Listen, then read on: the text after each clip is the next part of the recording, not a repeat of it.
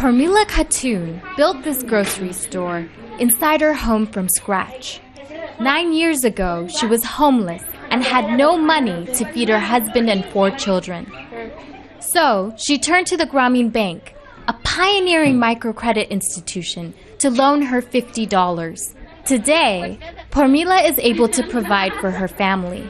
Although she has to pay an interest rate of 20% on her loan, Parmila says she's happy.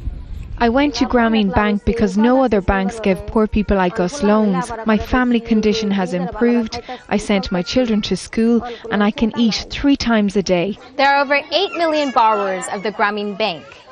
Many of them are poor rural women. Most of them are now protesting what they say is the government's plan to take over their institution.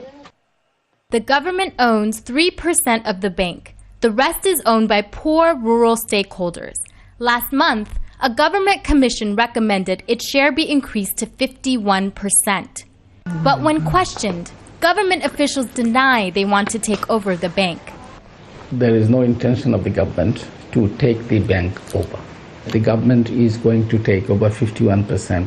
I think it is absolutely false. The charter says the government share is 25%. All the diagnostic services. The success of the Grameen Bank as a premier microcredit institution earned its founder, Mohammed Yunus, the Nobel Prize in 2006. But 2 years ago, Yunus was forced by the government to resign as the managing director. The Nobel Prize winner released a statement saying the government's bid for larger shares of the bank is an abuse of power. Tasina Khatun is on the board of directors of Grameen Bank. She says its borrowers are at risk.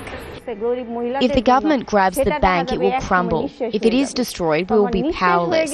There is no malfunction in our structure, so we will not accept in any way the government's initiative. We will not allow it to happen.